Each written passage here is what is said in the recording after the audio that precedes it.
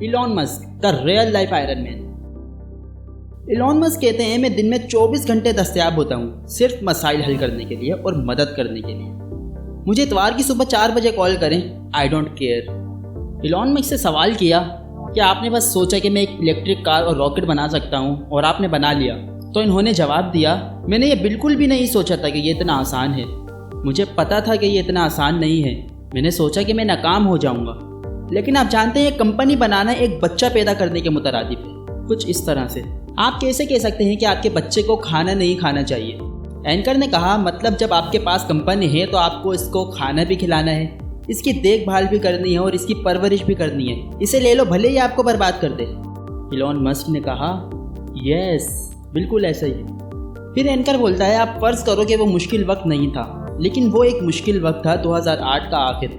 یہ ایک مشکل وقت تھا آپ کے لیے، تو کیسے فیس کیا آپ نے وہ کرائسس، کیسے گزرا آپ کا وہ وقت؟ اچھا، اس کی تھوڑی سی ڈیٹیل میں آپ کو بتا دوں کہ اینکر کس بارے میں سوال کر رہا ہے، کس کرائسس کے بارے میں ایلون مسک سے سوال کر رہا ہے۔ 2003 میں ایلون مسک نے ایک کمپنی بنائی جس کا نام ہے اسپیس ایکس۔ یہ کمپنی انہوں نے پے پل کو بیچ کے بنائی تھی۔ تو 2003 میں کمپنی بنائی اور 5 سال تک ان کا کوئی ایک مشن کامیاب نہیں ہوا تھا اور وہ بینک کرپسی کے قریب آ گئے تھے۔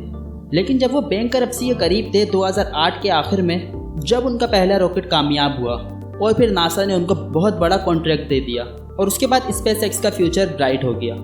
تو اینکر کہہ رہا تھا کہ کیسے فیس کیا آپ نے وہ کرائسس، کیسے گزرا آپ کا وہ وقت؟ ایلون مسک کہتے ہیں، یہاں تک کہ میں نے کرایہ ادا کرنے کے لیے اپنے دوستوں سے پیسے ادھار لیے۔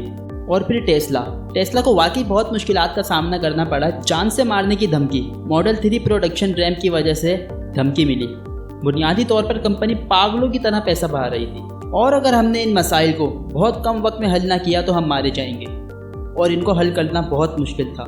اور اس دوران ہفتے کے 7 دن ہم فیکٹری میں سوتے اور 18 گھنٹے کام کرتے۔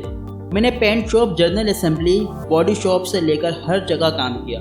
میں نے کبھی اپنی فکر نہیں کی۔ سوال کیا، جب آپ کو لگاتار تیسری ناکامی ہوئی، آپ نے کیا سوچا کہ اب مجھے بوریا بستر پیک کرنے کی ضرورت ہے؟ انہوں نے کہا، کبھی نہیں، میں کبھی ہار نہیں مانتا۔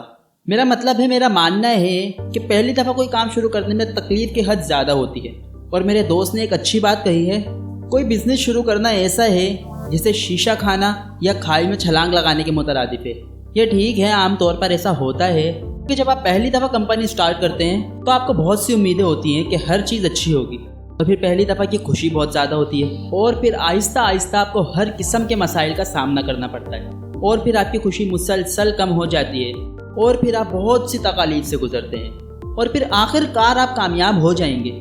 لیکن زیادہ تر معاملات میں آپ کامیاب نہیں ہو پائیں گے، اور ٹیسلا اب تک تقریباً کامیاب نہیں ہوئی ہے۔ آپ ناکامی کے بہت قریب آ گئے، اور پھر اگر آپ کامیاب ہو جائیں پھر طویل عرصے کے بعد آپ کی خوشیاں واپس آ جائیں گی۔ لیکن آپ کو اس بات کا خیال رکھنا ہے، جو کچھ بھی آپ کر رہے ہیں یہ واقعی ایک اچھا کام ہے جس کے لیے آپ محنت کر رہے ہیں۔